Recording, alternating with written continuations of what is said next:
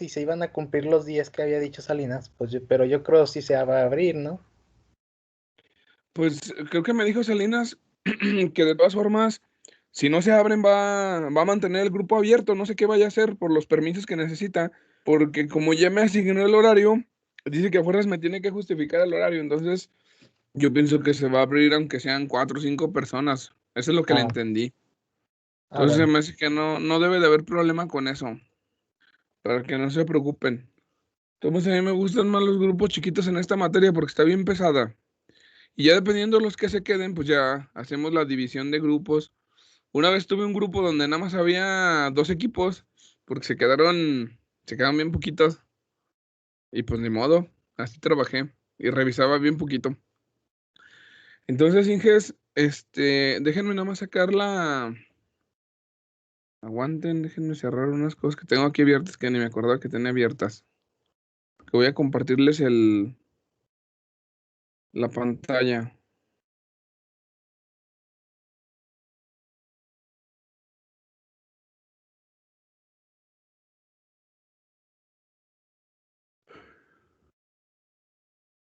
Ok, Inges, déjenme checar. De acuerdo al avance, vamos a ver ecuaciones de Euler-Lagrange. Aquí estamos, Inges. A 2, como lo de una semana más o menos. Pero más o menos acomodarme hacia la planeación que tengo para no dedicarle tanto, Inges. Ahí sí ven mi pantalla, ¿verdad? Sí, Ok. Bien, Inges, Sí, profe, más que se escucha muy cortado. se escucha cortado, es el internet, les digo que estoy batallando. yo lo escucho bien. Sí, Sí, yo Pero también. se ve borrosito. yo creo que va a ser tu conexión, Inges. Si los demás no lo ven tan borroso, va a ser tu conexión. Jaciel, ¿tú Que sí, cómo ves la pantalla? ¿Se ve bien o se ve borrosa? borrosa. Puta. Ah, Vamos pero a si ver si quieres no siguen. batallamos mucho. Ok. Bien, Inges, vamos a comenzar a ver lo que viene siendo dinámica de manipuladores. Yo les platicaba que cuando queremos hacer la evaluación, la simulación de nuestro sistema antes de ensamblarlo, pues nos va a ahorrar costos, nos va a ahorrar gastos innecesarios. Entonces, lo primero que vamos a ver es la teoría de cómo se obtiene el modelo dinámico de un robot. Viene siendo, pues prácticamente cómo obtener la ecuación de movimiento del robot. La ecuación de movimiento es una ecuación diferencial. En el caso de los robots manipuladores, lo que obtenemos es un sistema no lineal. ¿Por qué razón no se obtiene un sistema no lineal? Porque van a quedar funciones senos y cosenos de mis variables de estado. No sé si se acuerdan ustedes lo que es una variable de estado.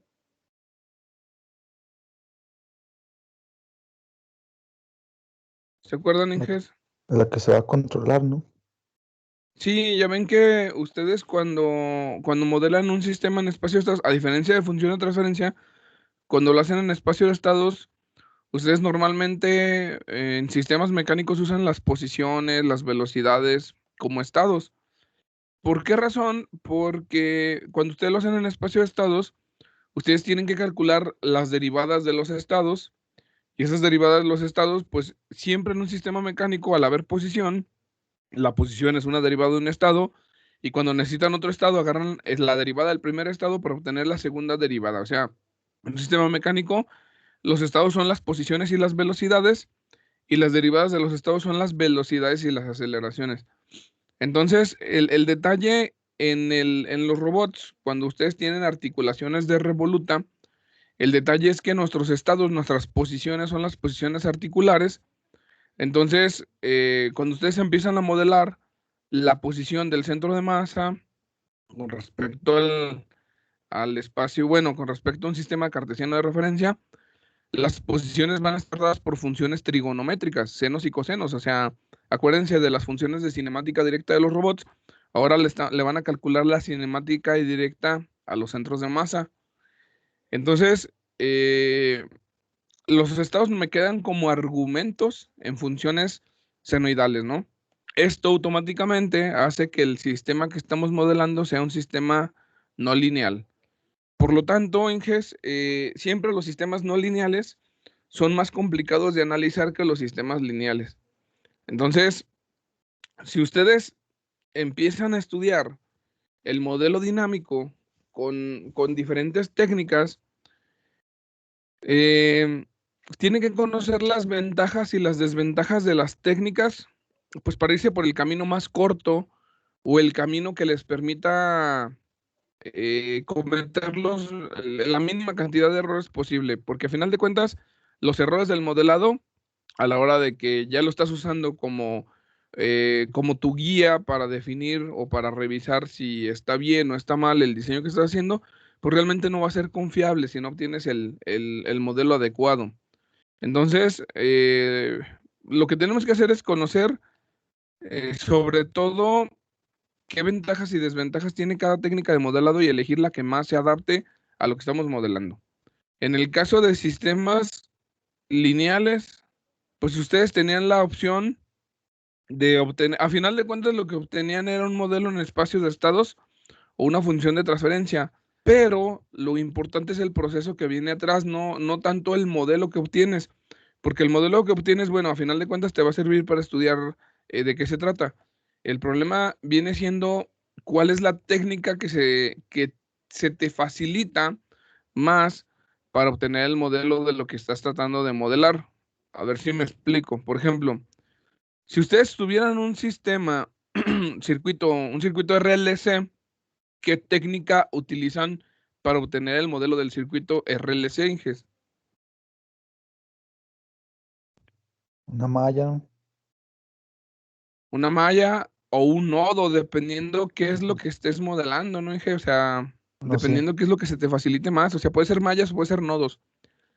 Hay gente, Inges, que incluso se ponen a modelar con las ecuaciones de Euler-Lagrange. A mí se me hace bien complejo modelar los sistemas eléctricos con Euler-Lagrange. Ahorita vamos a ver de qué se trata eso. Y en el caso de sistemas mecánicos, Inges, ¿cómo modelarían ustedes un sistema mecánico? Pues comentaba que con derivadas, ¿no? Sí, pero tienes que conocer alguna regla para empezar a modelar. Por ejemplo, si tuvieras un sistema masa, resorte, amortiguador, ¿cómo le haces para modelarlo? ¿Cómo empiezas a sacar las ecuaciones, pues? Pues lo podemos convertir a un circuito, ¿no? Y de ahí ya sacamos las ecuaciones. Eso es lo que te va a dar es una función de transferencia. Pero si lo que quieres es obtener el modelo en espacio de estados, ¿qué tendrías que hacer?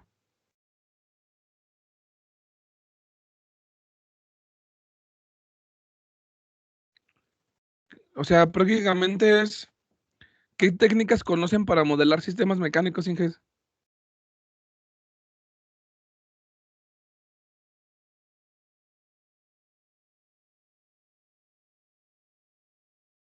¿Qué han visto en su carrera?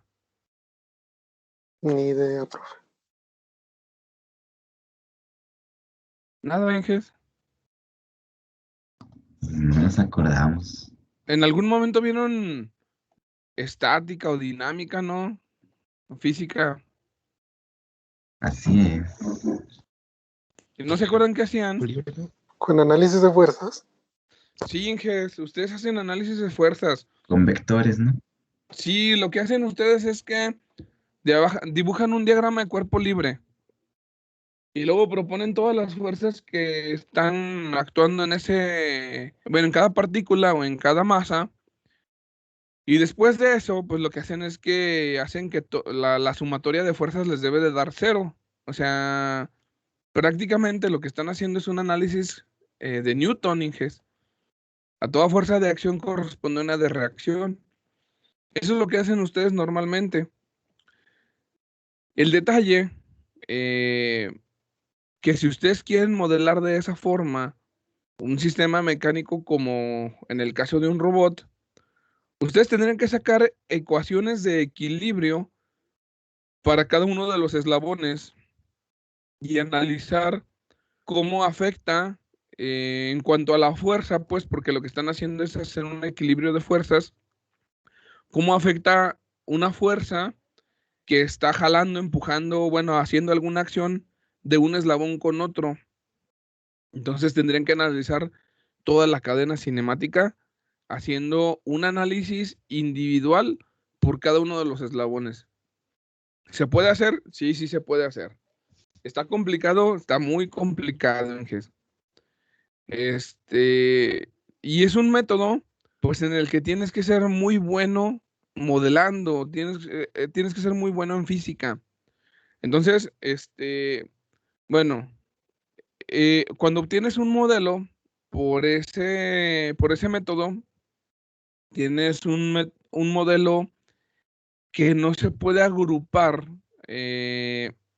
con propiedades que puedes generalizar para cualquier robot. Entonces, no es una técnica que se recomiende usar en lo que viene siendo modelado de robots. Sí puedes obtener el modelo, pero cuando quieres hacer un análisis, por ejemplo, ya cuando lo quieres controlar, no hay propiedades, no hay características que te permitan llegar a conclusiones sobre estabilidad, porque al final de cuentas nos interesa también simularlo o nos interesa generar o crear un sistema de control para nuestro robot y tienes que saber bajo qué condiciones el sistema va a tener estabilidad, bajo qué condiciones el sistema no va a tener estabilidad, porque a final de cuentas el robot es una máquina que nosotros queremos posicionar en algún lugar en el espacio. Y si tú no eres capaz de llevar a cierta posición que tú controles en el espacio tu robot, pues realmente no sirve de nada esa máquina. O sea, como ustedes saben, los robots se utilizan para trabajos de precisión, para trabajos donde normalmente va a sustituir a un humano para que realice tareas, por ejemplo, repetitivas, aburridas, para mejorar la precisión, para mejorar la eficiencia o para sustituir a una persona en un ambiente que es tóxico, que es peligroso para una persona, ¿no? Entonces, la máquina la queremos construir y la queremos controlar, queremos que nos sustituya para hacer alguna operación de manera autónoma. Y esto requiere, pues, que seamos capaces de que la máquina llegue a cierta posición en el espacio durante varias veces seguidas para completar una tarea. Si no somos capaces de hacer que esta máquina llegue a esas posiciones, no nos sirve de nada la máquina. Entonces, por eso es la importancia de tener bien controlado el sistema. Ahora, dependiendo de la característica de la tarea, pues pueden ser necesarias diferentes condiciones de desempeño en el sistema para que ejecute el movimiento posible. O sea, no es lo mismo, por ejemplo, la precisión que se requiere en un robot que va a aplicar una operación quirúrgica, que va a abrir órganos, que va a hacer ese tipo de operaciones que requieren mucha precisión. No es lo mismo un robot de esos a un robot que se va a dedicar, por ejemplo, a pintar. No, no es la misma precisión. O sea, el grado de precisión en milímetros o en micrómetros donde quieres que pase el robot no es la misma exigencia con respecto a un robot que va a pintar. Entonces, dependiendo del tipo de trabajo que va a hacer con el robot, del tipo de tarea que va a hacer, pues también requiere diferente característica de desempeño en el controlador para que trace las trayectorias con diferente nivel de precisión posible.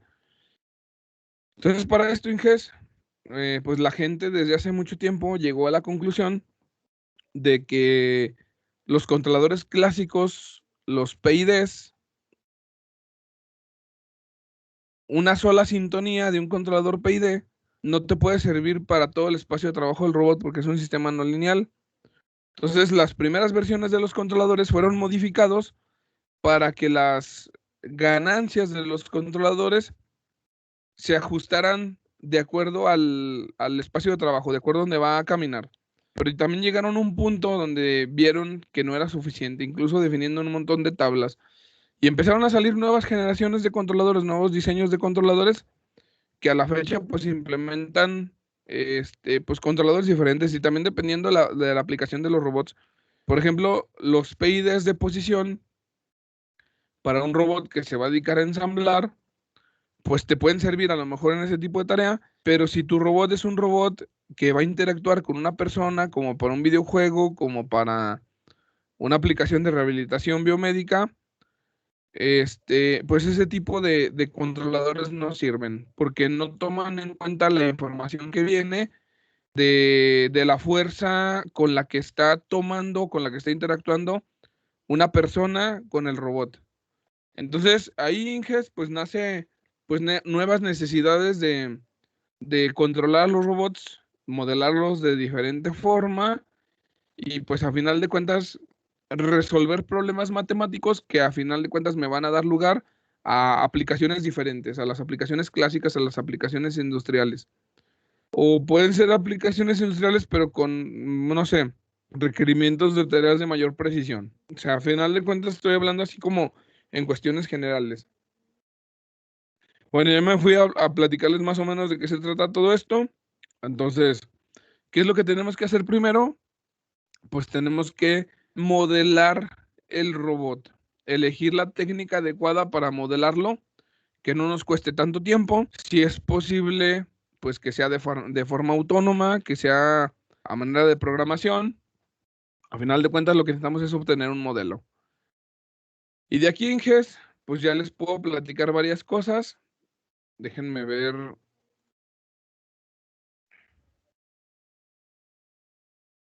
Bueno, de aquí en GES, pues les platiqué varias cosas. Y desde todo lo que les estuve platicando en GES, pues, por ejemplo, ahorita tendríamos que seleccionar la técnica adecuada para modelar los sistemas.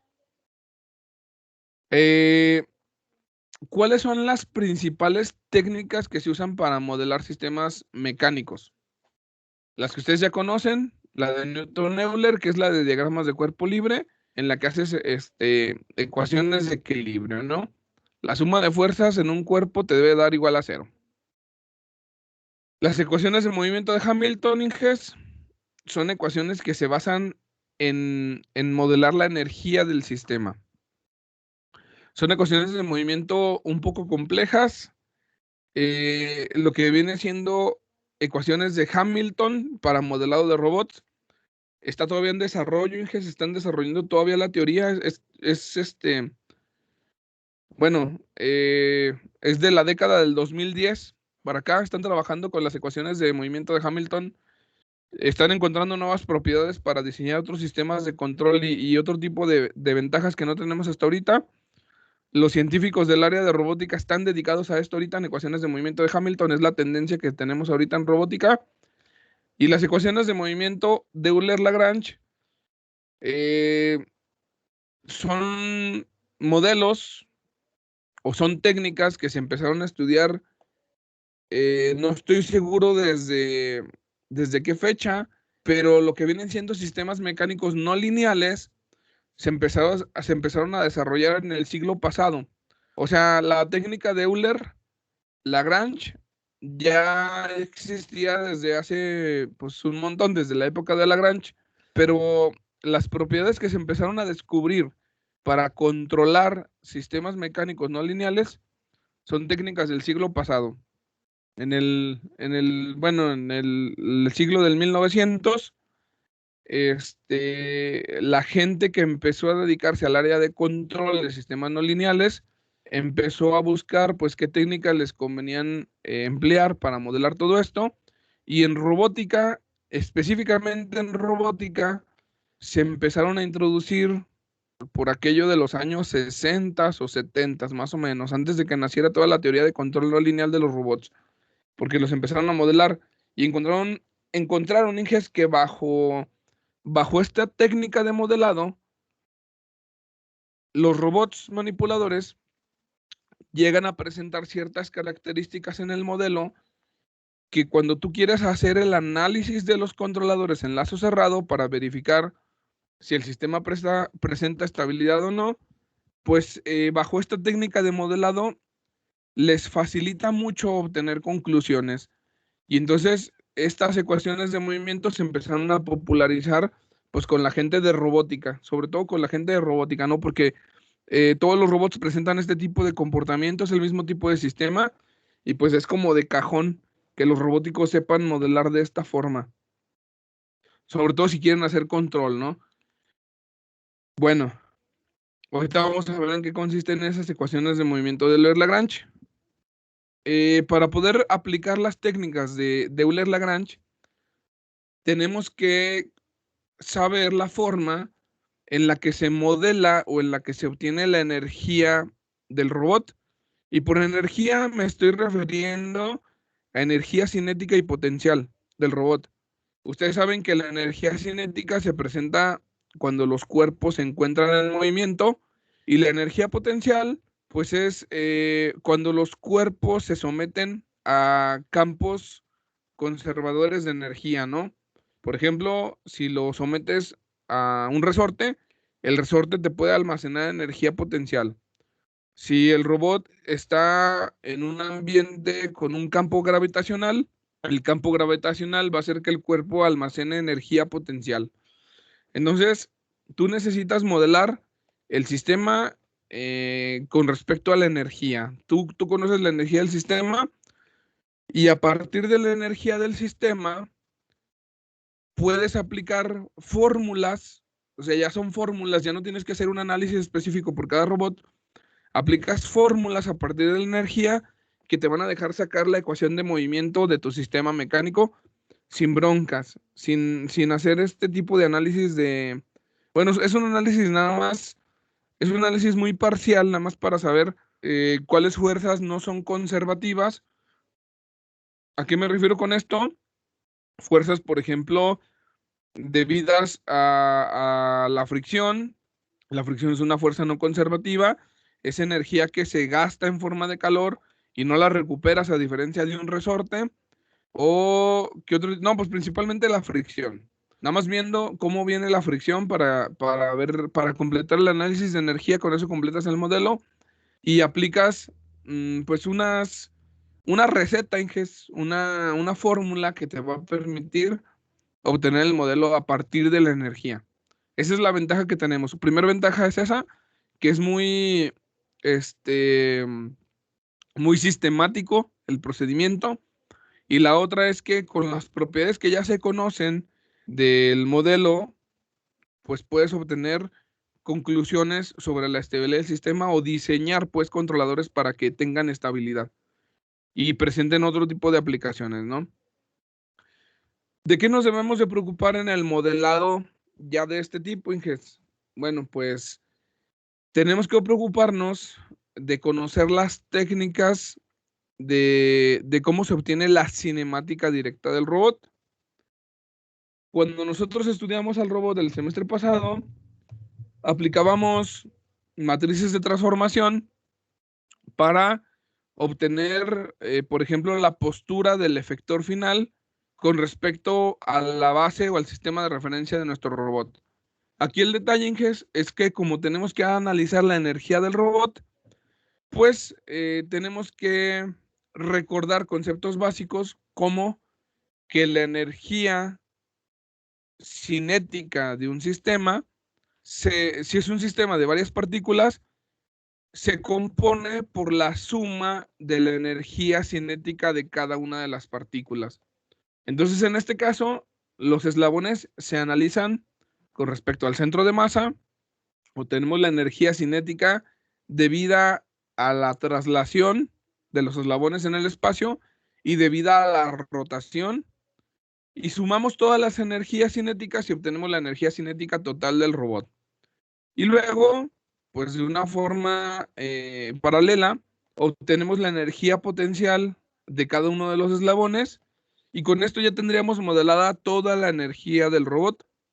¿Cuál sería la ventaja, Inges? La ventaja sería que si nosotros tenemos una técnica para obtener la cinemática de los centros de masa, pues podríamos llegar a hacerlo de forma computacional. ¿Y cuál sería la técnica, por ejemplo? La técnica estándar que se utiliza mucho para hacer este tipo de modelado. Bueno, pues lo que más se ha popularizado es modelar la cinemática por el método se llamaba de Navier-Steenberg. Ustedes describen el robot por la convención de Navier-Steenberg. Bueno, hay una modificación para el caso de dinámica. Usarían la convención de Navier-Steenberg modificado, y bajo la tablita de Navier-Steenberg, a partir de una tabla en GES, si ustedes son buenos para la programación, podrían generar todo un algoritmo, todo un programita en un software de cálculo matemático que a partir de la tabla les genere todo el cálculo de energía cinética, todo el cálculo de energía potencial, y automáticamente, como son programas que derivan y que integran y que hacen no sé cuánta cosa, podrían llegar a programar todo para que obtengan de forma automática todo el modelo dinámico del robot. O sea, esa es la idea, pues, que si ustedes son muy buenos para la programación, pueden desarrollar un paquetito que les permita obtener el modelo dinámico del robot a partir de una tabla, simplemente con la descripción de Navier-Steenberg, sacar todo esto, ¿no? Esa sería la idea, pues, hacia lo que pueden llegar a hacer en el caso de que se quieren dedicar al modelado. Entonces, pues tenemos que preocuparnos nada más de conocer las técnicas básicas de cinemática directa. Y las razones de por qué obtener el modelo matemático ya las platicamos, ¿no? Si nosotros queremos tener el modelo antes de construirlo, pues podemos,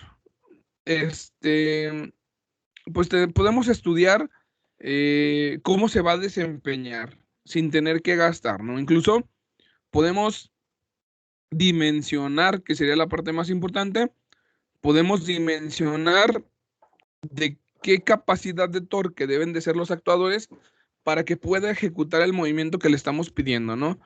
Para que tenga cierto comportamiento, ciertas características de velocidad, aceleración y precisión en una tarea. Todo esto antes de construirlo, sin necesidad de estar gastando diokis. ¿Por qué? Porque si, por ejemplo, en el modelo, o más bien cuando ya está construido el robot, nos damos cuenta que los motores están demasiado pesados para que cargue su propio peso, pues ya nos fregamos, Inges, porque ya gastamos en los motores. O sea, no podemos hacer mucho cuando, por ejemplo, uno de los problemas es el peso de los motores. Entonces, empiezas a hacerle cambios al diseño antes de construirlo, los ubicas en otro lugar, consigues otro tipo de motores, cambias el tipo de transmisión, haces un montón de cosas para mejorar el diseño antes de construir y no estar gastando a lo loco, ¿no? Esa sería la idea, para poder evaluar nuestros diseños antes de construirlos y antes de gastar. La otra es, pues, puedes diseñar los sistemas de control ya con el modelo sin necesidad de andar haciendo un montón de experimentos, o sea, de esperarte a que esté construido el robot y ya que esté construido, empezar a implementar técnicas de control. Porque ahí, por ejemplo, si haces todo esto de que construyes y luego tratas de controlar en físico, puede suceder que a lo mejor eres malo para sintonizar los controladores y no tienes el desempeño adecuado que estás esperando porque no puedes sintonizar como tú quieres. Y pueden ser horas y horas y horas y horas. Y a lo mejor en simulación puedes llegar a programar modelos autosintonizables de tal forma que el software de forma inteligente te encuentre cuáles son las mejores condiciones de sintonía para que desempeñe pues bien tu robot. O puedes llegar a darte cuenta de que por más que le pidas cosas al control, el control no sea capaz de ejecutar los movimientos que tú estás esperando por el simple hecho de que no puede generar más torque del nominal del que fue fabricado, y debido a que no puedes generar más torque, por ejemplo, no puedes frenar de forma repentina el robot sin que haga una vibración o cuestiones por el estilo. O sea, que a final de cuentas te das cuenta que no está mal el controlador, simplemente está mal diseñado tu robot, por cuestiones de que a lo mejor el centro de masa está muy lejos del centro, del eje de rotación. Por lo mismo que estoy repitiendo, es iterativo, esto es como que van de la mano, porque a lo mejor escogiste unos motores que sí te dan la capacidad de torque que necesitabas, pero tienen mucho peso, y al tener mucho peso te genera mucha inercia y tienes problemas para controlar. O sea, a final de cuentas es un círculo vicioso en el que con el controlador y con el modelo con lo que estás evaluando, te puedes dar cuenta de que está mal, o sea, y que tienes que hacerle cambios pues a tu diseño. Y no solamente a máquinas así complejas como robots, sino ya aplicando estos conocimientos, pues puedes llegar a diseñar maquinaria, y evaluar los sistemas de control de la maquinaria que no necesariamente sean robots aquí en simulación, simplemente conociendo las técnicas, ¿no? Entonces, Inges, pues todo esto va de la mano. Entonces, ¿qué es lo que tenemos que conocer si nos vamos a ir por el lado de las ecuaciones de movimiento de Euler-Lagrange? Bueno, prácticamente lo que tenemos que saber es cómo hacerle para obtener la energía cinética y potencial del mecanismo, porque a partir de ahí nos vamos a basar. Entonces, si vamos a estudiar al robot con las técnicas de Euler-Lagrange, pues tenemos que tomar en cuenta, pues ya nomenclatura que nos va a facilitar el modelado. Por ejemplo, en GES, tenemos que considerar lo que viene siendo los grados de libertad de mi mecanismo o los grados de libertad de mi robot. ¿Qué quedamos que eran los grados de libertad, Inges?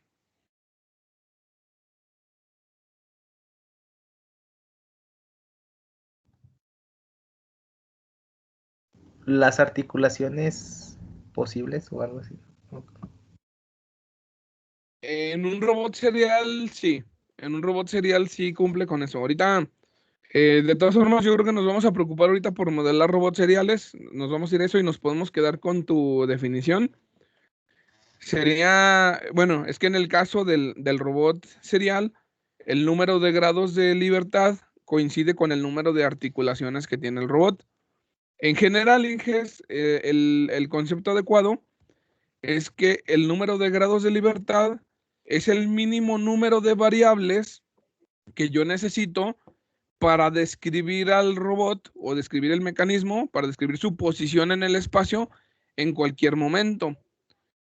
En el caso, no sé si ustedes se acuerdan, en el caso de los robots paralelos, veíamos el ejemplo el semestre pasado de un robot paralelogramo, en el cual el robot paralelogramo tenía 2 articulaciones activas, o sea, 2 articulaciones con motor, y tenía 3 articulaciones sin motor. Y los grados de libertad eran 2, nada más, aunque tuvieras tantas articulaciones. Tenemos en total 5 articulaciones, 2 eran activas, 3 eran pasivas, pero como solamente necesitabas 2 variables para conocer el estado de todo el mecanismo, pues en realidad los grados de libertad del mecanismo era 2. Entonces, si vamos a estudiar, por ejemplo, robots seriales, en el caso de los robots seriales coincide que el número de articulaciones es el número de grados de libertad. Entonces, aquí la nomenclatura que vamos a usar es que vamos a tomar, por ejemplo, Q1, Q2, Q3, así hasta Qn, donde n es el número de grados de libertad, para que describamos las coordenadas de posición, las coordenadas generalizadas. Y aquí no nos va a importar, por ejemplo, si la articulación es revoluta o la articulación es prismática, simplemente es Q, y Q puede tener coordenadas en grados o puede tener coordenadas en metros, en milímetros, como ustedes quieran. A final de cuentas, no nos importa, le vamos a llamar Q a cada una de las variables que nos miden la posición que hay, pues, en la articulación. Entonces, cuando nosotros ya tomamos en cuenta cuántos grados de libertad tenemos y definimos cuáles son todas mis coordenadas de medición, las agrupamos en un solo vector. Este vector es el vector Q. Este vector Q, bueno, pues la dimensión va a ser n por el número de grados de libertad. O sea, así de sencillo. A lo mejor estoy hablando muy redundante de esto, pero pues quiero que quede claro. Una vez que yo sé que Q tiene dimensiones iguales al número de grados de libertad, pues ya puedo empezar a hacer ya pues todo el cálculo. Por ejemplo, aquí como que me salté la diapositiva. Bueno, como que debí de haberle hecho unos ajustes aquí a las diapositivas. Luego se las hago para que quede más entendido esto, que quede todo en una sola diapositiva. Ecuaciones de movimiento de Euler-Lagrange. Entonces, ya consideramos n, que es el número de grados de libertad que tiene mi mecanismo y que va a ser el que me va a dar la dimensión del vector. La energía total de este mecanismo, pues es la suma de la energía cinética más la energía potencial. En este caso, E lo estoy denotando como energía y la energía va a depender de la velocidad y de la posición del mecanismo, ¿no? De las articulaciones. ¿Por qué? Porque la posición y la velocidad me determinan la cantidad de movimiento que tiene el mecanismo en cualquier instante de tiempo. Entonces, la energía cinética es un escalar, es una función escalar que depende tanto de posición como de velocidad, a diferencia de la energía potencial. La cinética depende de posición y de velocidad, y la energía potencial solamente depende de posición. Por ejemplo, en un resorte, nosotros podemos conocer la energía potencial que está almacenada en el resorte dependiendo de la cantidad en la que esté comprimido ese resorte. Si el resorte no está comprimido nada, no tenemos nada de energía potencial almacenada en ese resorte. Si tenemos el resorte comprimido a la mitad, vamos a tener menos energía potencial que cuando tenemos el resorte presionado totalmente, ¿no? O sea, bueno, considerando la carrera que tiene el resorte. Entre más presiones el resorte, más energía potencial tienes. Entre menos lo presiones, menos cantidad de energía potencial tienes almacenada en ese reporte. En el caso, en el resorte, en el caso de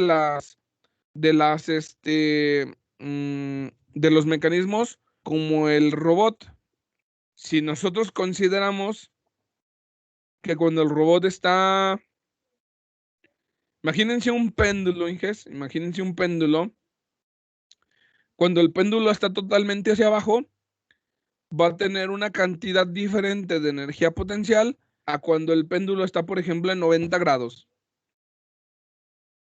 Dependiendo de dónde definan su cero para la energía potencial, pues es donde va a tener, bueno, más bien, pueden hacer el cálculo de la energía potencial, pero en general, entre más altura tenga el centro de masa de mi péndulo, vamos a tener más energía potencial que cuando está en una posición más abajo.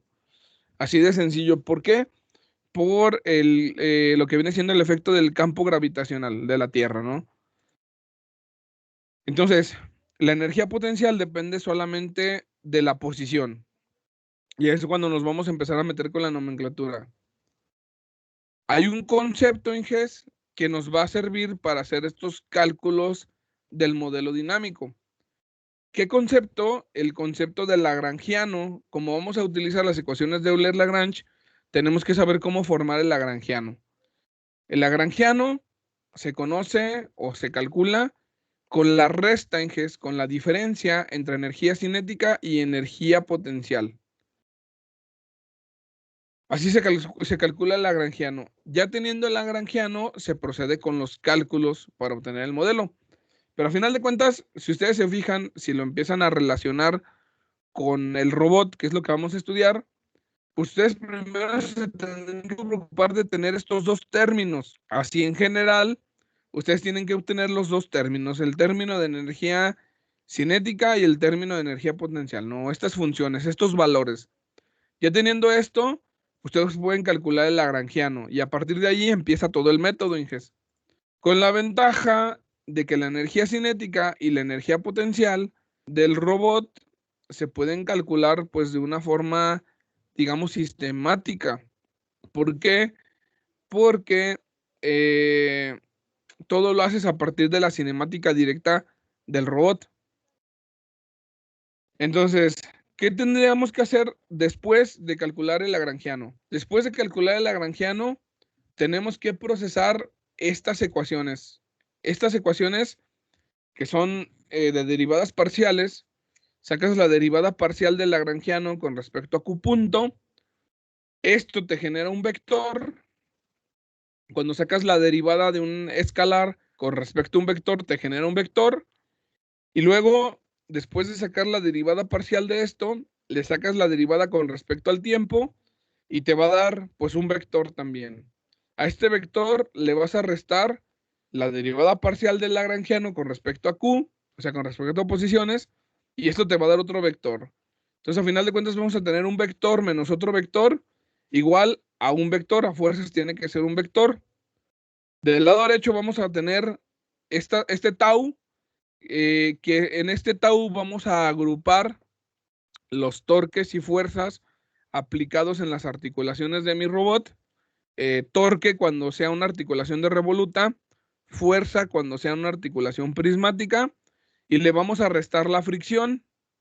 La fricción, como es una fuerza disipativa, va de este lado de la ecuación. Ahí le vamos a restar, bueno, pues, ¿qué tipo de fricción?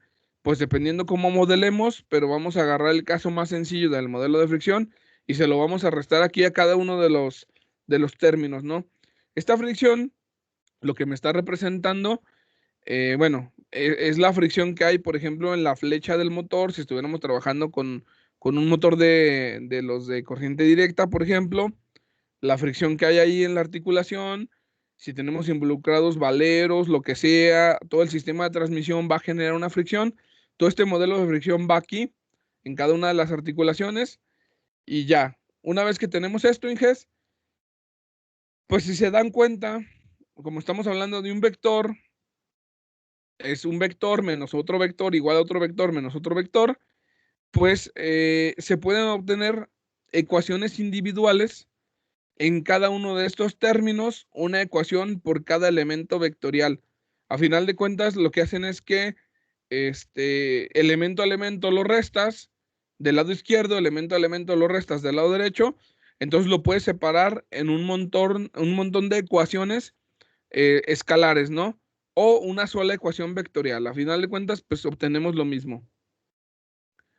Entonces, si voy a empezar a procesar estas ecuaciones que se ven, pues, que están así como medio locas, medio complicadas, lo ideal, Inges, es que antes de empezar con un modelo complejo como lo que viene siendo un robot manipulador, que es un sistema multimasa, multientrada, o sea, son muchas entradas de torque, antes de empezar con eso, Inges, lo ideal sería pues empezar con un modelo muy, muy sencillo, lo más sencillo posible, pero más o menos del mismo tipo de sistema que estamos tratando de analizar, o sea, un sistema mecánico. Sería lo ideal, Inges, empezar con un sistema mecánico muy simple para ver cómo se utilizan estas ecuaciones, porque estoy casi seguro que es la primera vez que las ven. No sé si estoy en lo correcto, Inges, pero eh, normalmente en licenciatura, Inges, en ingeniería, se parte cuando empiezas a estudiar física de sistemas mecánicos. Normalmente lo que te enseñan es las ecuaciones de Newton, y a lo mejor yo creo que es la primera vez que están viendo esto, y entonces sería mejor partir de algo muy sencillo, Inges. ¿Qué opinan? Pues sí, Entonces miren, Inges, yo sabía que no se iban a negar. El modelillo con el que vamos a empezar es un sistema así bien simple, Inges. Es un sistema como este. Es un sistema sencillo, masa, resorte, amortiguador.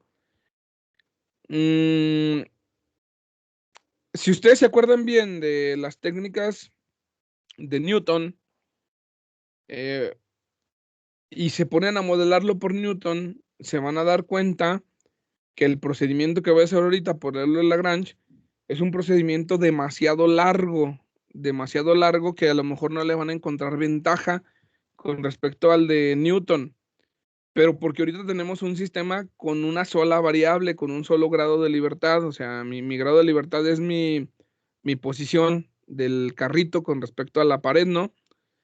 Cuando ya le agrego yo más partículas, cuando le empiezo a agregar más elementos al sistema, se empiezan a ver ya más las ventajas de por qué utilizar Euler-Lagrange en lugar de utilizar Newton-Euler. Entonces, pues ahorita vamos a empezar con este modelito para empezar a calentar motores, pero así muy, muy tranquilo y pues con calma, ¿no? Lo vamos a resolver. Está bien sencillo. Espero que si ustedes son bien buenos para Newton-Euler, pues lo comparen, Inges, lo saquen y se den cuenta, pues que realmente estamos haciendo pues un procedimiento muy largo para resolverlo, ¿no? Y de hecho se los voy a comparar ahorita también, para que lo vean. Entonces, Inges, déjenme dejar de compartir mi pantalla, porque no he probado la cámara para ver si estoy apuntándole bien al pizarrón. Y ahorita les pongo la cámara con el pizarrón, aguanten.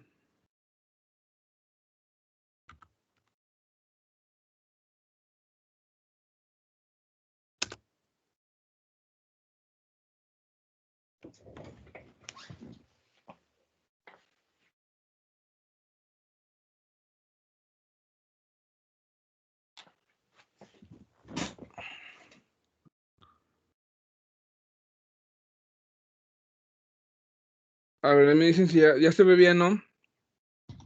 Sí, Sí, Ok. Entonces, miren, Inges, les repito, el sistemita que vamos a hacer es este diagramita. Vamos a analizarlo. Se los voy a dibujar muy chiquito, Inges, porque me va a ocupar bien mucho espacio como para empezar a sacar ecuaciones. Entonces, pues para que lo vean así en pantalla completa ahorita, pues ahí está. Es lo que vamos a analizar. Nada más que me dicen si me escuchan, Inges, porque tengo puesto un micrófono externo y no sé si me van a alcanzar a escuchar hasta allá porque el pizarrón lo tengo más o menos lejos de donde tengo la computadora. A ver si me oyen. Me dicen si no para subirle el volumen al micrófono.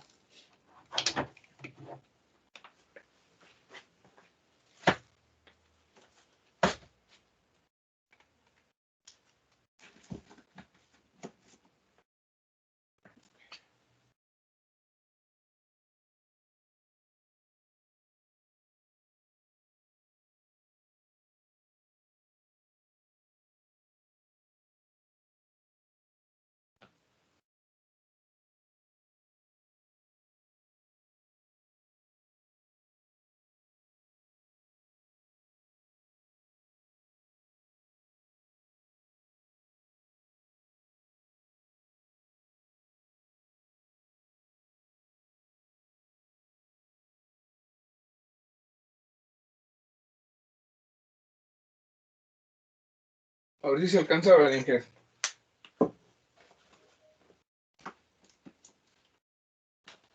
¿Sí me escuchan, Inges? sí, sí, ¿Mande? Ok, Inges, miren, lo que tenemos aquí es pues un carrito, el cual tiene una masa. El carrito está unido a una pared por medio de un resorte y un amortiguador. Eso es lo que tenemos. Como entrada tenemos una fuerza externa que le vamos a aplicar al carrito y como salida lo que vamos a tener es la medición del desplazamiento.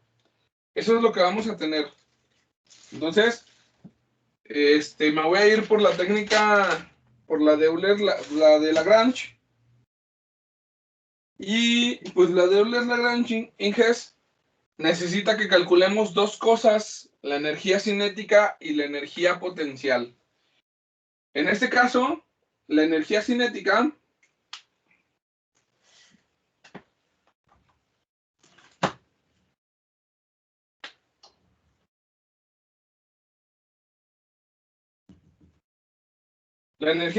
Inges, ¿a qué se debe? ¿A qué se debe la energía cinética en un sistema, Inges? Acuérdense. No les estoy pidiendo la fórmula, sino nada más el concepto. Al movimiento. Sí, al movimiento nada más. ¿Mande? No es la aceleración. No, tiene que ver con la velocidad nada más. O sea, cuando un cuerpo tiene movimiento, lo medimos con la velocidad. Claro que también tiene aceleración, pero si la velocidad es constante, la aceleración es 0. Entonces, es con la velocidad. Entonces, la energía cinética, Inges, en términos generales, pues primero tendría que definir si voy a utilizar la nomenclatura que vamos a empezar a usar para robots manipuladores. Tengo que definir primero, como va a depender de Q y Q punto, tengo que definir quién es Q y quién es Q punto. En este caso, Inges, Q, que sería mi variable generalizada, viene siendo mi variable de posición. Pues ya les dije ahorita, pues es la posición, o sea, Q, en términos de la nomenclatura que vamos a utilizar del robot, para empezar a familiarizarnos con la nomenclatura, Q es el desplazamiento, Q punto sería la velocidad del carrito. Así para tenerlo en cuenta. Entonces, la energía cinética, por definición, Inges, es una K que depende de Q y de Q punto. Ok, ahora sí, pues ya a lo mejor no se acuerdan de los modelos de cómo calcular la energía cinética, pues nada más para recordarles. La energía cinética de una partícula es un medio de la masa por la velocidad al cuadrado. Entonces, en este caso, tendremos un medio de la masa y mi velocidad, que mi Q punto, sería X punto, ¿no? Al cuadrado. Esta sería la energía cinética de esta masita, porque es la que tiene energía cinética. Y luego, la energía potencial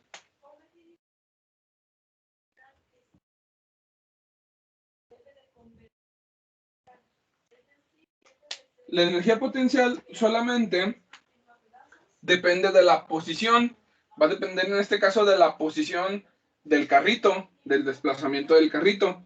Entonces la energía potencial depende solamente de Q, y en este caso es una fórmula muy parecida. En los resortes, pues a lo mejor no se acuerdan ustedes, pero en los resortes la energía potencial es un medio de la constante del resorte multiplicada por la posición al cuadrado. Si ustedes, por ejemplo, tienen el sistema en un desplazamiento cero donde X no se ha movido ni para acá ni para allá, el resorte no almacena nada de energía. Cuando no se ha desplazado, cuando está en su posición de reposo, no hay energía potencial almacenada.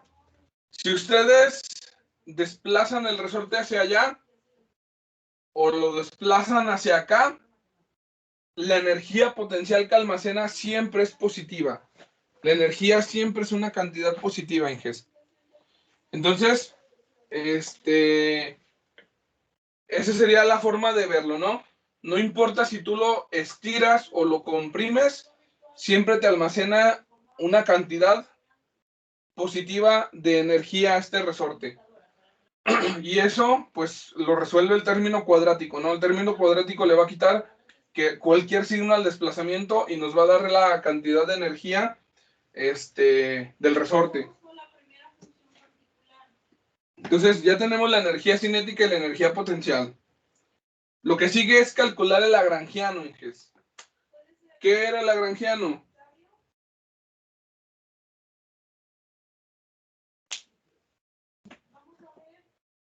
¿Cómo dijimos que se calculaba el lagrangiano, Inges? Era la resta de la energía. Es una resta, Inges, una resta de energías. ¿Cuál menos cuál? La cinética menos el potencial. La cinética menos la potencial, ¿verdad? Ok. Pues entonces, el lagrangiano, Inges, es una cantidad escalar, porque estamos hablando de energías, la energía es escalar, es una cantidad escalar que va a depender de Q y Q punto, y sería la energía cinética menos la energía potencial. En este caso, Inges, pues está bien sencillo, sería 1/2 de la masa por X punto cuadrado. Está manchado el pizarrón. Menos 1/2 de la constante del resorte por X al cuadrado. Ese viene siendo mi lagrangiano. Ahora, lo que sigue, Inges, pues es ya procesar la ecuación de movimiento de Euler-Lagrange. La ecuación de movimiento de Euler-Lagrange, Inges, déjense, los pongo aquí. La ecuación de movimiento de Euler-Lagrange, pues es esto, Inges, se ve complicado en este caso. Como solamente tenemos una variable, pues da lo mismo si usamos la de arriba que la de abajo, es escalar el resultado. Pero pues yo lo que hago es que lo hago por pasos.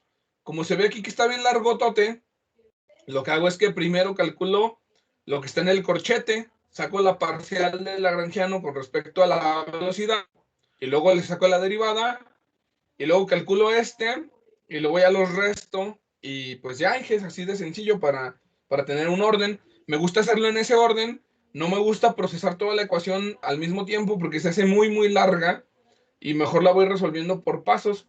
Y entonces, pues es lo que voy a hacer.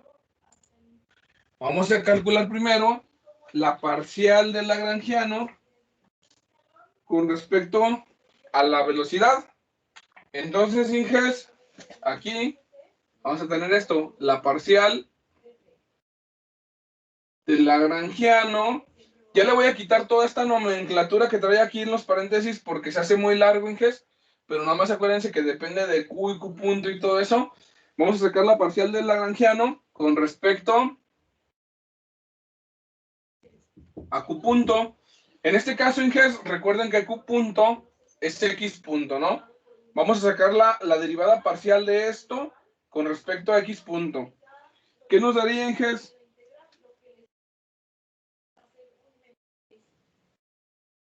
Se los voy a cambiar aquí para que se acuerden. Con respecto a X punto. ¿Qué nos queda aquí, Inges, si sacamos la derivada parcial?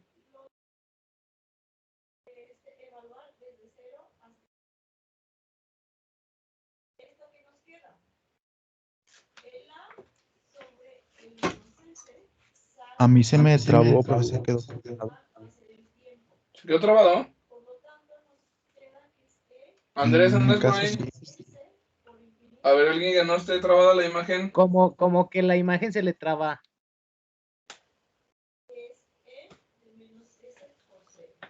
No se ve nada, Inges, o no se refrescó. No, sí, sí se ve, Se ve pero atrasada. Ah, Sí, está. pues miren, Inges, sería nada más ¿qué sale de la derivada del lagrangiano con respecto a X punto?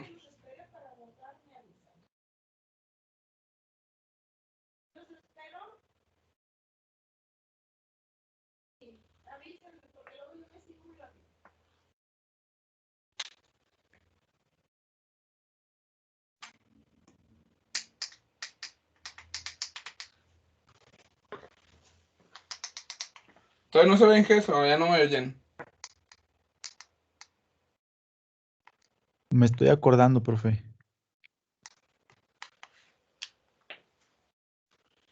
¿Se acuerdan de la regla del exponente, no?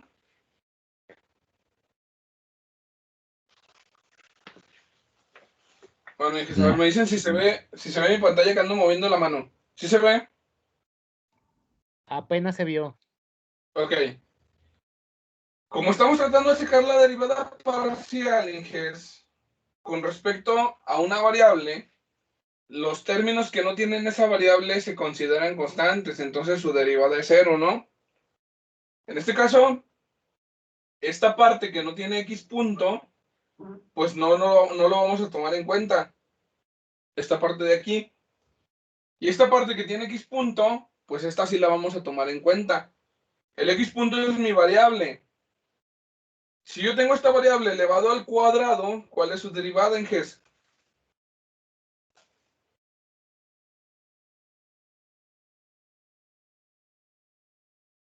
La regla de la cadena, ¿no? Ey, pero ¿cuál sería la derivada? ¿Qué haces cuando tienes un exponente? 2x. 2x, Exacto. x punto. Bajamos el 2, este 2 se cancela con el medio, y aquí ya le quitamos el exponente, ¿no? Que tiene 2 lo bajamos a 1, entonces nos quedaría nada más m por x punto. Así de sencillo. Y esto no existe porque no tenemos a la variable x punto de este lado, ¿no? Entonces sería m por x punto. Así de sencillo, Inges. Ese era el primer paso. Por eso les decía que me gusta hacerlo por pasos. Después de ese, Inges, en la ecuación de Euler-Lagrange, se los vuelvo a poner acá. Después de que sacamos este término de aquí del corchete, tenemos que derivarlo. Ahora se deriva con respecto al tiempo. Entonces, Inges, pues aquí vamos a derivar con respecto al tiempo la parcial del lagrangiano con respecto a x punto.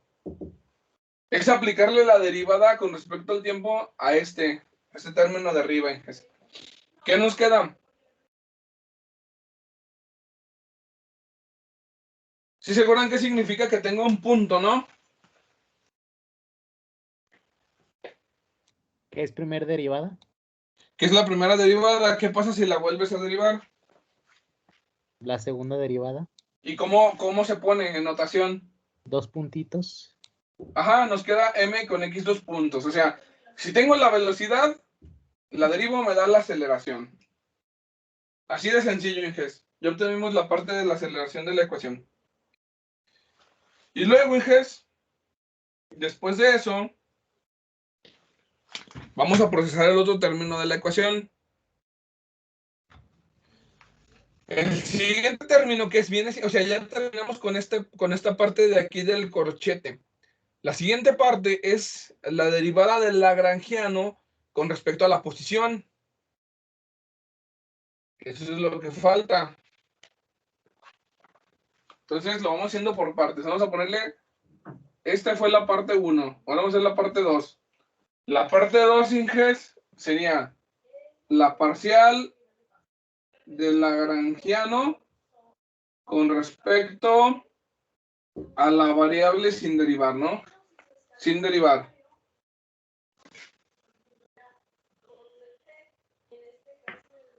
En ese caso, Inges, esta parte se vuelve constante.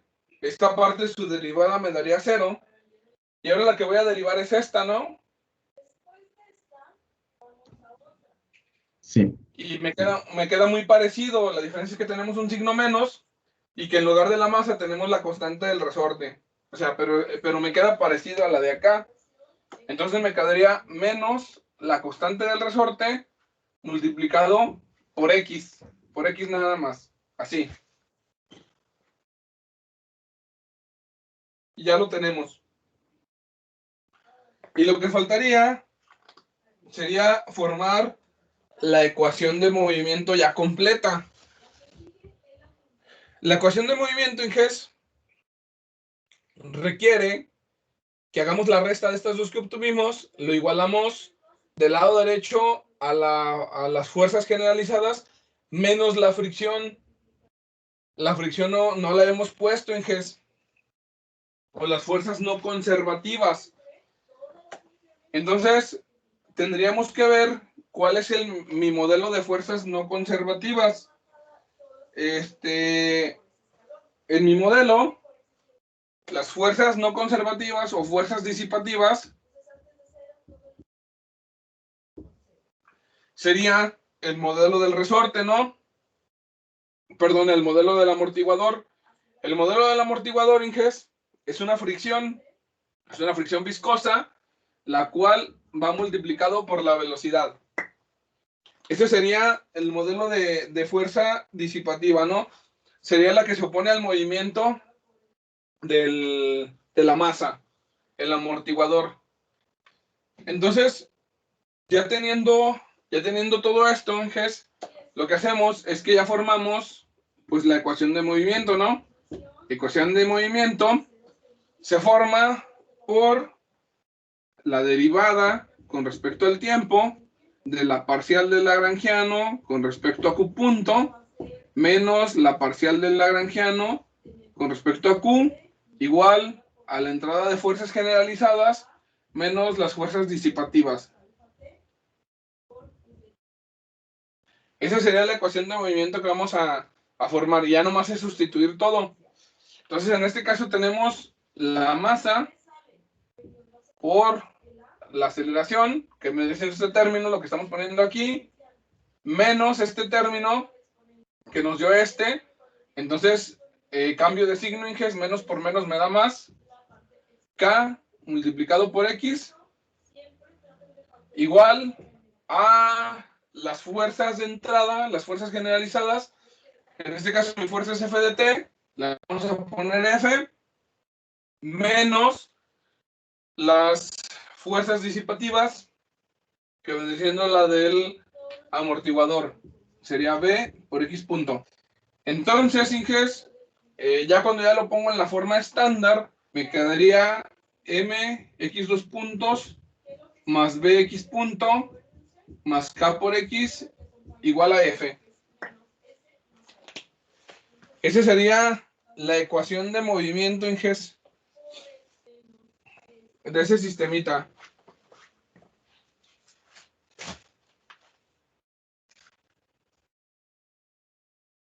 ¿Queda claro, Inges? Sí, hasta ahorita más o menos. Ok, Inges. De ahí tenemos que tomar en cuenta que esto lo vamos a tener que llevar a espacios de estados, porque a final de cuentas nos interesa simularlo y controlarlo. ¿Cómo le hacemos para pasar a espacios de estados? Esta ecuación la voy a encerrar. Tengo que pasar a espacio de estados esta ecuación.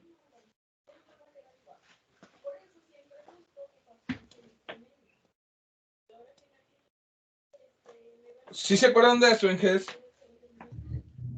Lo pasamos a diagrama de bloques, ¿no? No, no se ocupa.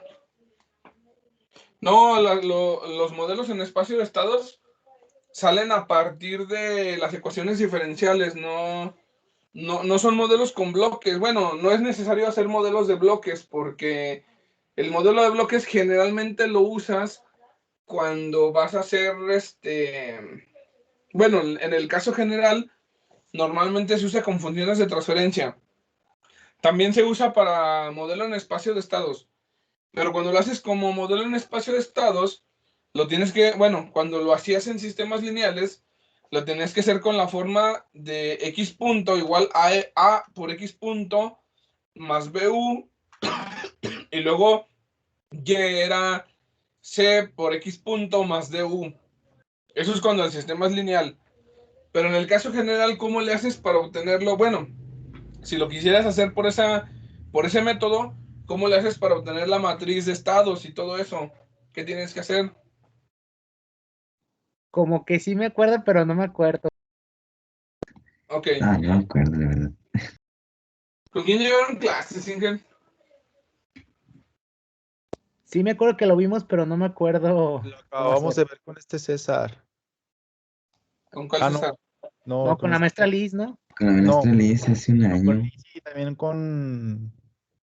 El profesor Alex. Ah, con Alex, sí. Profe. No, pero es que en línea está canijo. ¿Eh? Yo creo voy a tener que volver a ver su clase porque sí, yo sí voy muy trabado. Sí. Sí, yo sí. Ojalá y sí salga bien grabado, Ingel, porque a veces no se graba bien también cuando está así. Ojalá y sí salga bien. Y estas no las voy a grabar para el YouTube, Inges, porque no, están bien complicadas estas de grabar. Esas están bien difíciles. Esas nada más las voy a dar así. Sí, igual se van a subir aquí mismo en Teams, ¿no? Sí, aquí las vamos a subir aquí mismo para mi evidencia que me piden. Ok, con eso. Pero para el YouTube, esto está muy complicado, o sea, y realmente a nadie le interesa verlo. Realmente, yo creo que para el YouTube nada más voy a grabar la parte donde hagamos simulaciones y esas cosas. Esto no, a nadie le interesa. Miren, Inges, cuando queremos pasar esto a ecuaciones, a modelo de espacio de estados, lo primero que se hace es definir los estados, Inges. Es lo primero que se hace. Primero tienes que saber cuáles son tus estados.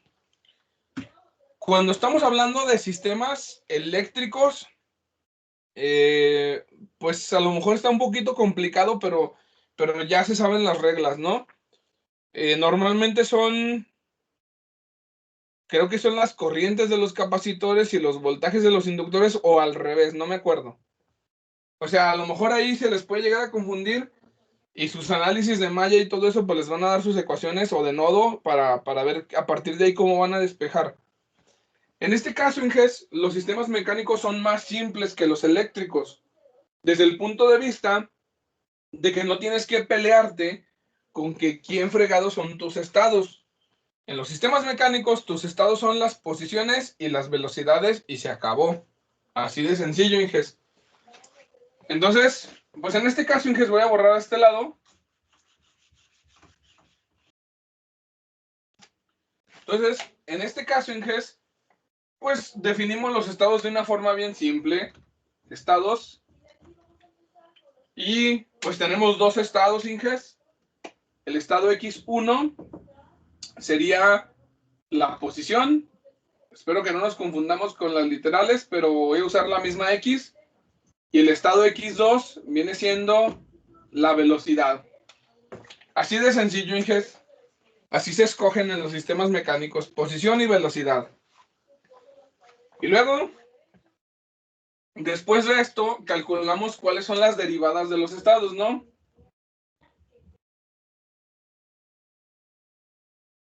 Y las derivadas de los estados, Inges, pues sería x1 punto, y derivamos del lado derecho, este me da x punto. Y este x punto me da x2. Y luego del x2 lo derivamos, me da x2 punto. X2 punto me da x con 2 puntos. Y x con 2 puntos lo sacamos de acá. ¿Cómo sacamos eso, Inges? Simple y sencillamente despejando. Tenemos menos b por x punto menos k por x más f, y luego esta m me estorba, la paso dividiendo y la paso dividiendo. Y ya, Inges, simplemente despejamos de ahí. Entonces, ya teniéndolo despejado, pues ya formamos la ecuación de estados, Inges. Entonces aquí sacamos la ecuación de estados, ¿no? Entonces la ecuación de estados me dice que tengo que sacar la derivada con respecto al tiempo de los estados que eran x1 y x2. En este caso son estos. Y las derivadas se van a formar x1, x2, un vector, y entrada es la fuerza. Y de aquí, Inges, pues está bien sencillo. En este caso nada más tenemos x2, entonces me da 0 y 1 para x2. En este caso tenemos el x punto es x2, entonces x2 me quedaría menos b sobre m. Y luego el x1 es la x, me quedaría menos k sobre m. En la ecuación de arriba no tenemos la entrada de fuerza, en la ecuación de abajo tenemos 1 sobre m. Y ya, Inges. ¿Sí queda claro? Sí, profe. Y ya, Inges, así se saca directo el modelo en espacio de estados. Los sistemas mecánicos son muy sencillos, les digo, no están complicados. O sea, por lo que les digo, ¿no? O sea, a lo mejor analizarlo, a lo mejor sacar toda la ecuación, pues la técnica a lo mejor puede estar complicada.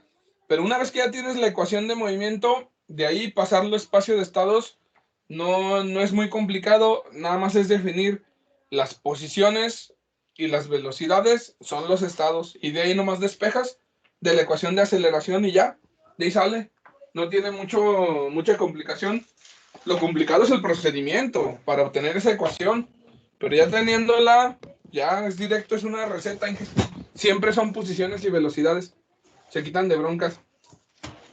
Entonces, eso sería, Inges, pues con un sistemita de un grado de libertad, es un sistemita masa, resorte, amortiguador.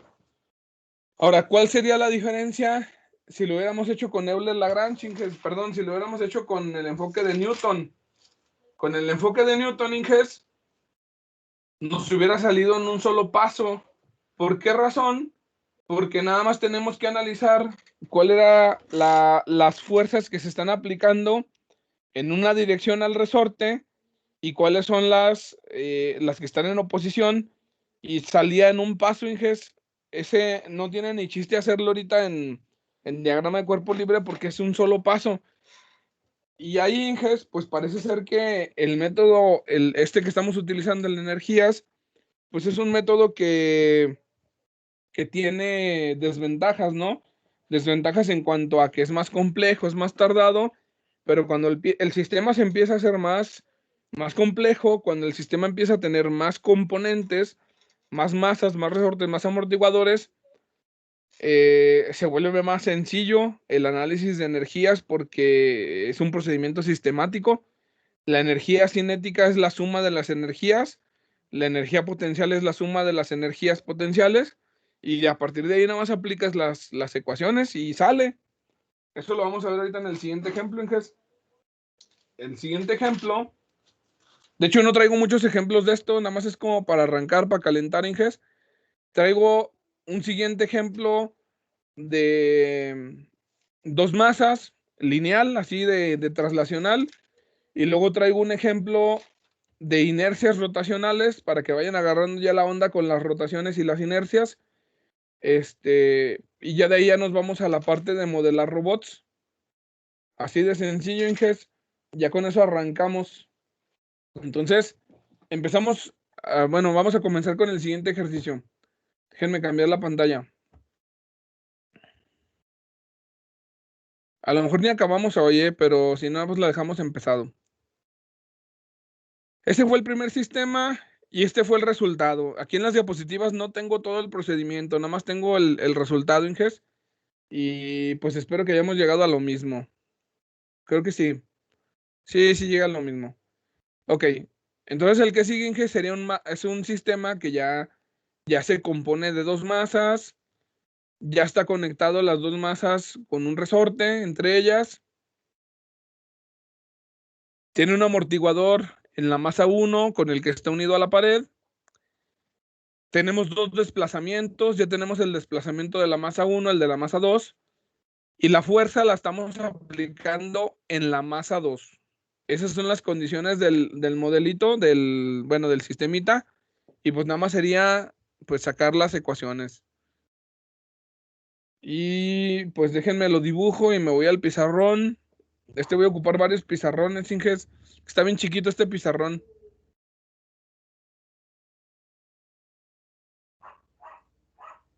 Déjenme lo dibujo.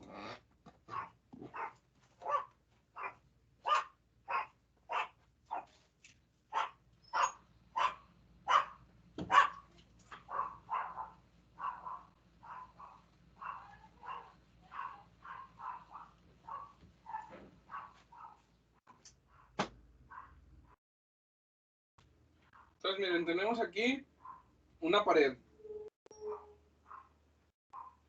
Algo que no les comenté en el otro Inges a lo mejor no se fijaron, la fricción entre las llantas y el piso las despreciamos, y que solamente tomamos en cuenta la fricción del amortiguador, pero no tomamos en cuenta la fricción de las llantas. En este eje es igual, vamos a despreciar la fricción de las llantas. Las llantas con el piso vamos a despreciar la fricción. Tenemos masa 1, tenemos masa 2 con sus llantitas. Este de aquí lo tenemos conectado con amortiguador a la pared.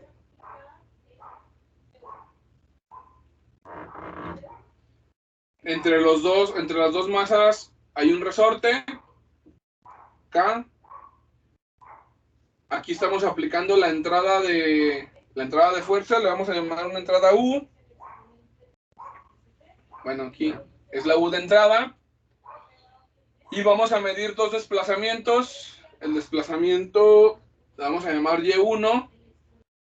El desplazamiento Y2. Esos son mis desplazamientos. El sistema, pues ya muy complejo no está, Inges, a comparación del robot, pero ya se empieza a complicar a comparación del primer ejemplo. Y bueno, ya dijimos, despreciar fricción en las llantas, y nos vamos a ir directamente a lo que nos interesa. ¿Con qué debemos de empezar, Inges?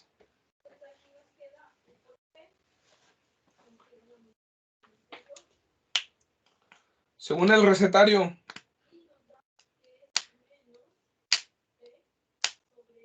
Buscando Sacar la las energía cinética.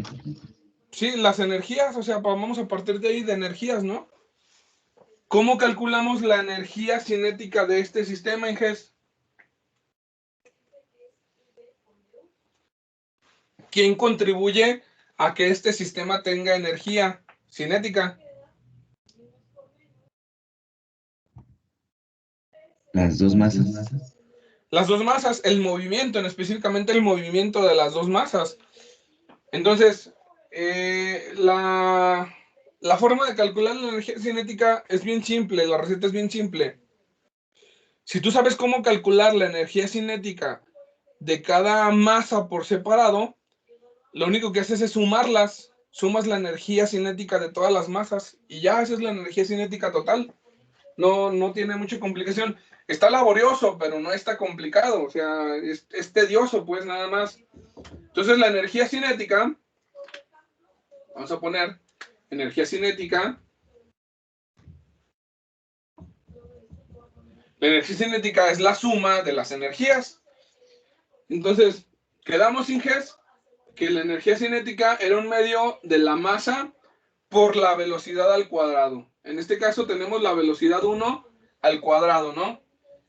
Y en este caso pues tenemos la masa 1. Le vamos a sumar un medio de la masa 2 por la velocidad 2 al cuadrado. Esa es mi energía cinética, la suma de las energías cinéticas de cada una de las masas.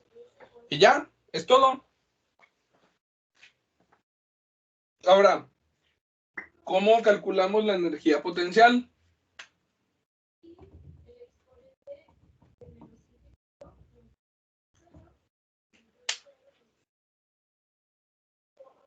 En el ejemplo anterior, ¿cómo sacamos la energía potencial, Inges? Por la posición. Sí, la posición, pero ¿qué elemento es el que estaba almacenando energía?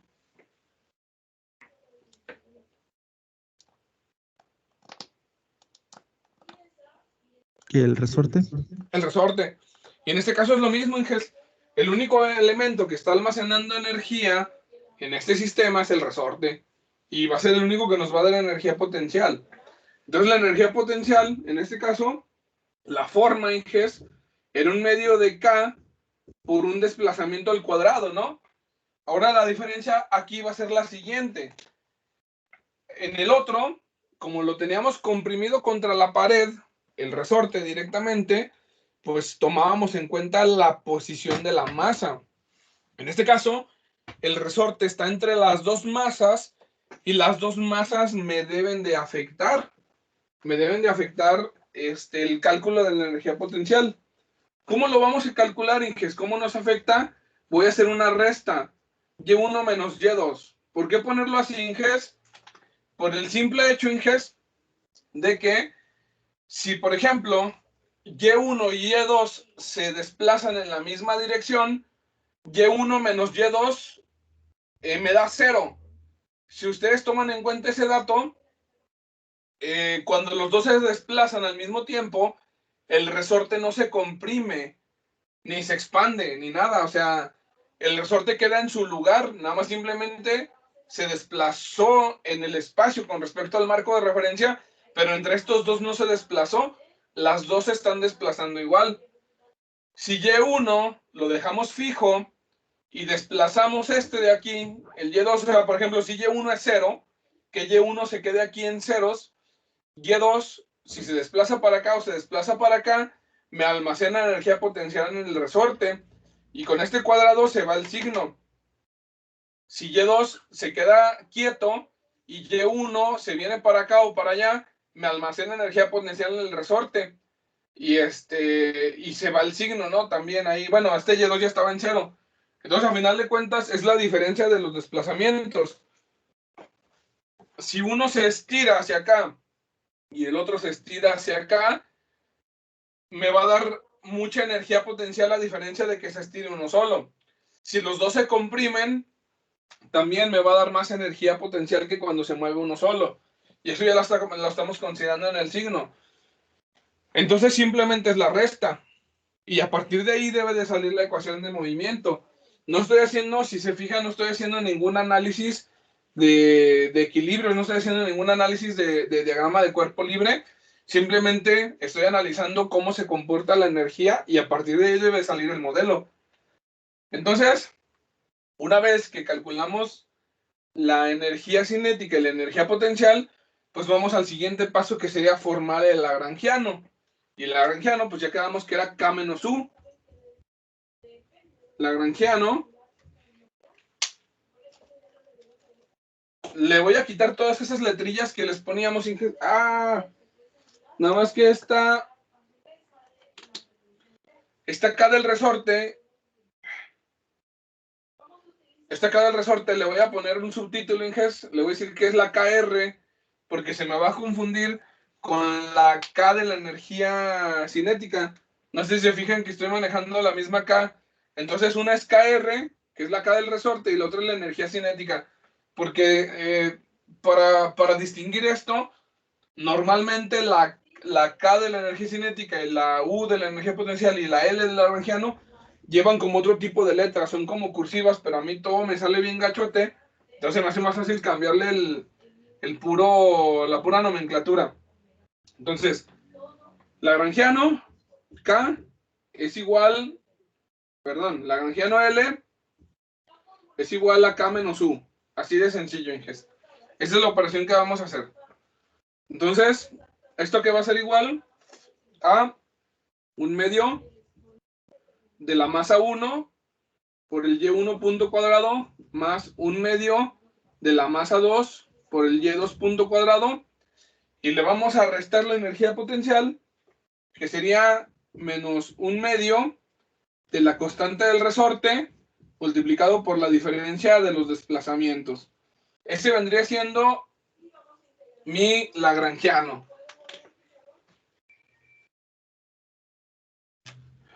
¿De acuerdo, hijas? Este 2 no se ve bien. ¿De acuerdo, hijas? Ese vendría siendo el lagrangiano. ¿Qué sigue después de calcular el lagrangiano, hijas?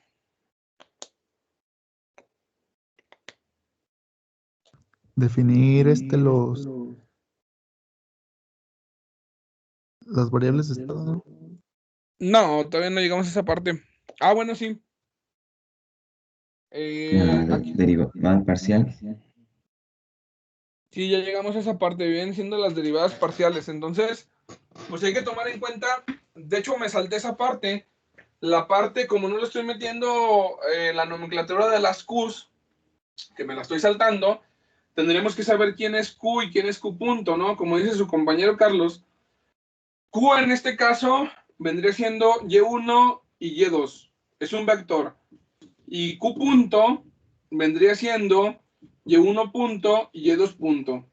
Como no había definido eso y me salté la nomenclatura, me salté esta parte de la nomenclatura donde K depende de las Qs y todo eso, bueno, pues nos vamos a saber con respecto a quién derivar si no los defino. Entonces, está bien Carlos en su razonamiento. Si yo ya tengo aquí quién es el vector Q y quién es el vector Q punto, tengo que proceder con las derivadas. En este caso, Inges, yo tengo dos opciones.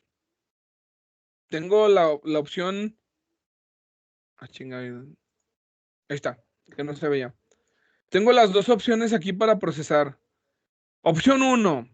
Como ya tengo formado el vector, hago esta operación vectorial.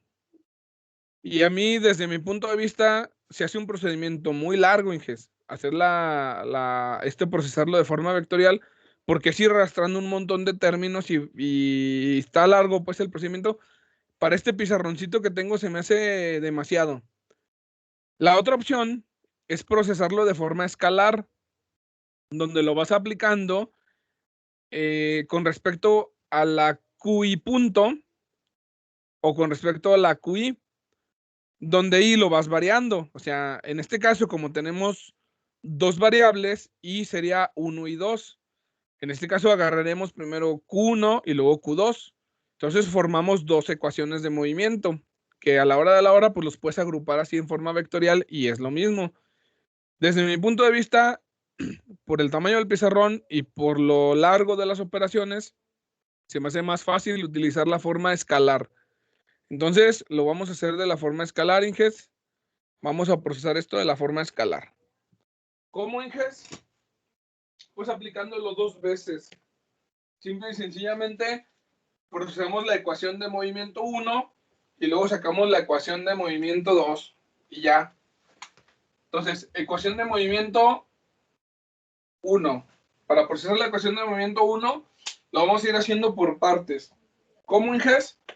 Pues primero sacábamos la parcial del lagrangiano con respecto, era Q punto.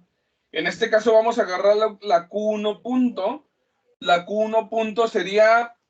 Ah, dejé la otra pantalla.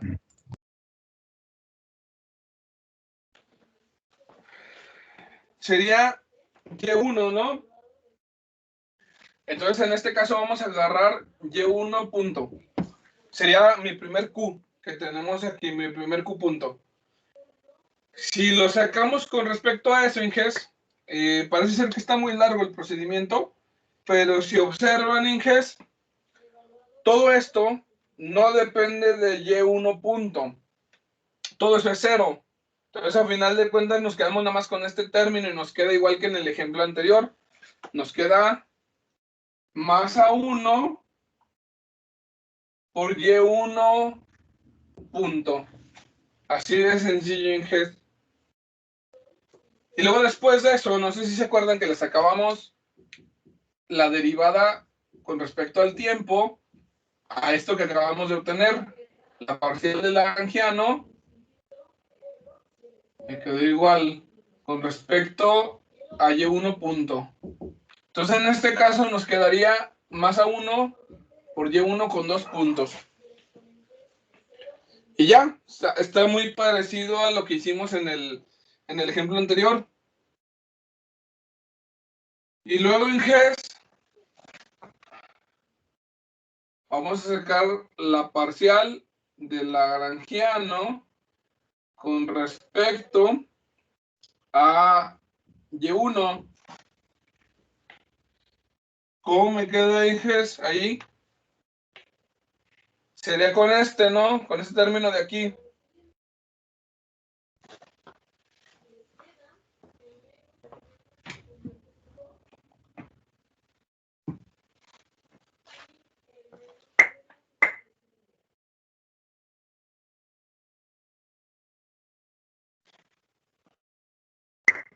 ¿Cómo les queda ahí, Inges?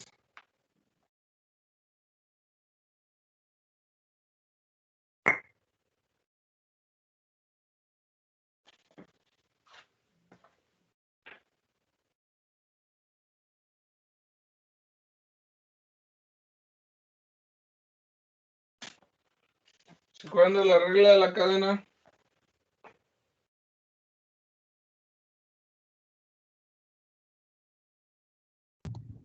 La derivada por el primero más el segundo. No, eso es cuando derivas una multiplicación. No, la regla de la cadena nada más es, si tienes una función que depende de una variable, derivas todo con respecto a la función y luego multiplicas por la derivada de la función con respecto a la variable. En este caso podemos tomar en cuenta como la función si fuera todo el paréntesis. Si tomamos en cuenta como que la función es el paréntesis, entonces tendríamos que sacar la derivada de lo que trae el paréntesis. En este caso tendríamos que bajar este exponente y nos quedaría menos KR, que multiplica a Y1 menos Y2, y luego por la derivada de lo que hay en el paréntesis con respecto a Y1, pero la derivada es 1, entonces ya se queda así. Ya es todo lo que tenemos que hacer. Y luego tendríamos que completar la ecuación de movimiento. En este caso, para Y1 tendríamos que formar ya la ecuación de movimiento. Entonces, ¿cómo formamos la ecuación de movimiento? Sería M1 por Y1 con 2 puntos, menos este de aquí, pero este me da un más, KR, Y1 menos Y2. Esto está igualado a la fuerza que estamos aplicando en la masa 1. La fuerza que estamos aplicando en la masa 1 es 0. No hay fuerzas, pero sí hay una fuerza disipativa, que sería menos B por Y1 punto. Esa sería la ecuación de movimiento 1. Entonces, la ecuación de movimiento 1 me quedaría M1, Y1 con 2 puntos, más B por Y1 punto, más KR por Y1 menos Y2, igual a 0.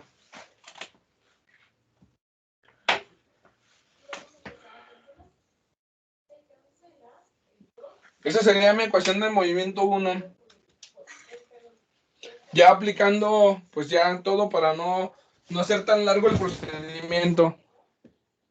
Sería la parcial, la derivada de la parcial de Lagrangiano con respecto a Y1 punto, menos la parcial de Lagrangiano con respecto a Y1, igual a los torques o fuerzas que están entrando en esa masa, menos las fuerzas disipativas que vienen siendo la del amortiguador. Y ya, eso viene siendo mi ecuación de movimiento 1. Entonces de ahí ya nomás falta aplicar la ecuación de movimiento 2, pero pues ya hasta la siguiente clase, Inges, porque ya es bien tarde. Ya no alcancé por culpa de mi internet que no se conectaba. No sé si hay alguna duda, Inges. Pues yo creo Profe, después de checar otra vez el video, profe, Ok, para tenerlo más claro. ok, muy bien. profe, En la ¿Mande? viéndolo así, ya la ecuación se puede sacar con la pura imagen, la ecuación. Sacar con la pura imagen la ecuación. Si, o sea, viendo la imagen del resorte más amortiguador, sacar la ecuación. Sí, nada más debes de tomar en cuenta los signos. Porque hazte cuenta que ahí para la ecuación 2, lo que te va a complicar un poquitito nada más determinar bien qué signos debe de llevar es la del resorte. Es la que te puede llegar a confundir. Ok. Pero si tú te acuerdas de cómo hacer eso con la técnica de Newton, te sale directo, sin broncas. Profe, ¿con Nos va a usted quedar bien parecido. hay laboratorio? ¿Mande? ¿Con usted hay laboratorio? No, se supone que en la materia Cualquier día podemos ir al laboratorio cuando estamos en forma Solo luz. presencial. Sí, haz de cuenta que cuando estamos allá en la uni, yo aparto toda la semana el laboratorio, porque hay temporadas que todas las clases son en el laboratorio y no estamos en el aula. Igual en la de manipuladores, así la tengo apartada. Haz de cuenta que siempre todos los semestres aparto los 4 días de, bueno, es que son 4 días de las dos materias, bueno, más bien de los dos grupos. Siempre aparto los 4 días de lunes a jueves en los laboratorios. Y acá en la de tópicos, en esta, aparto los 5 días en mi horario de esta materia para los laboratorios. Pero pues Ajá. ahora no vamos a ir. Le comento porque traemos 2 horas perdidas ahí en los viernes y no Ey, sabemos qué materia es. 2 horas perdidas. ¿No traen una Ajá. perdida conmigo? Es que los viernes se supone que hay una hora conmigo. Ah, 1 hora. Ey, Mm, se supone que conmigo, déjame te digo cómo está. mm. Conmigo tienen una hora de 11 a 12.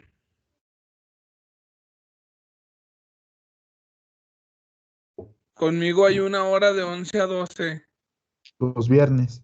los viernes. Y con el otro grupo tengo de 10 a 11. Ah, órale. Sí, es que este Pero viernes tuvimos 2 horas perdidas que no sabíamos qué nos tocaba. se supone que conmigo es de 11 a 12, pero yo no siempre les doy los viernes. Ok. Yo generalmente nada más les doy, es que se cuenta que mi materia se supone que es de 6 horas a la semana, Ujú. pero yo generalmente nada más doy 4. Nada más doy los 2 días de 2 horas y ya. Los otros no, porque creo que ustedes tienen una hoy, ¿no? El martes de 3 a 4. ¿No han checado eso, no? ¿Verdad? Es que no la tienen cargada. No, de 3 a Se- 4. sí, se supone que tienen una de 3 a 4 conmigo. Bueno, conmigo no, porque le pusieron esa hora al ninja. Ajá. Se supone que tienen ustedes una de tópicos de 3 a 4, pero yo a esa hora yo nunca doy clases porque a esa hora traigo hambre y ya es mi hora de comer. Entonces no doy horas bueno, a esas horas no doy clase. Y aparte porque no se concentran a esa hora, ustedes también ya tienen hambre y todo eso. Entonces ahora yo no doy clase de la de Sí. 3 a 4. O sea, seguro que nunca doy clase la de 3 a 4. Y con los del otro grupo, también la tengo de 3 a 4 los miércoles y tampoco les doy esa clase. La que llego a dar en ocasiones cuando es necesario es la de los viernes. La de los viernes con ustedes la tengo de 11 a 12 y con el otro grupo la tengo de 10 a 11, pero solamente cuando se ocupa. Cuando no se ocupa tampoco se las doy, porque yo aprovecho más las de 2 horas pegadas. No se alcanza a hacer Ujú. mucho. Entonces, para cuando carguemos la materia, para que se aclare mejor el horario. Porque Sí, sí. sí. No sé si les deja esa hora libre ahí Salinas, porque creo que normalmente ustedes llevan un laboratorio esos días en el otro campus. Sí, de osteomuscular. Ey. Entonces yo como que me acuerdo que el Salinas, bueno, de hecho por eso no la daba yo tampoco los viernes, porque esa hora se las dábamos libre porque no alcanzaban a llegar. Si ustedes No, iban del otro campus acá al campus sur, no alcanzaban a llegar. Entonces, más bien se las dejábamos, estaba cargada y todo para que se cumpliera pues la materia y todo, pero nunca se las daba. Solo a los grupos bueno, más bien cuando he tenido grupos bueno, nada más ha habido una ocasión en el que el que nada más tengo un solo grupo y eran las 2 horas y entonces sí les daba las clases. No, ya han habido como 2 ocasiones en que les doy las clases el viernes, pero empezamos como a las 10:30 porque tienen cargadas 2 horas pegadas ahí. Ya cuando llegan, porque más o menos hacen como media hora en llegar del otro campus allá. Pero en este semestre, si no se ocupa, no les voy a dar clase los viernes, a menos que se ocupe, pero no creo. Yo les Ya aviso usted nos cuando se avisa. vaya a ocupar. ¿Mande? Sí, usted ya nos avisa. Sí, yo les aviso cuando se llegue a ocupar, pero generalmente no, ¿eh? Es lo más común. O muchas veces lo que hago es que nada más durante el primer mes les doy clase los viernes para acabar rápido la teoría y luego me los llevaba al laboratorio para usar mucho el laboratorio, pero como ahorita es muy probable que ni vayamos al laboratorio, pues no tiene ni caso darme tanta prisa porque pues lo que hagamos en simulación lo vamos a hacer de volada. Entonces no creo. Yo creo que este semestre no. Si se llega a ocupar yo les digo, pero no creo, ¿eh? Porque muchas de las cosas también no las voy a desarrollar a fondo por lo mismo de que no tengo mucho pizarrón. Muchas cosas las voy a hacer en MATLAB. Me da hueva luego con ese pizarrón tan chiquito. Entonces yo les aviso, Inges. Por lo pronto, nada más consideren que una hora sí es la mía, la de 11 a 12. Ujú. La otra, pues no, hay que ver qué onda que tienen ahí. No sé si sea una de Omar. Usted les da clase a Omar, ¿no? Sí, No sé si es de Omar, la otra, la de Visión. La que tienen un horario ahí también. ¿A qué hora les da él? ahorita ya. No, se va a enojar, ya los dejo, porque el Omar sí se enoja. Vale, pues, profe. Luego platicamos, nos vemos el jueves. Sale, Pues, profe. nos vemos. Hasta el jueves. Sale, Va, Nos nos vemos. vemos. nos vemos. Sale.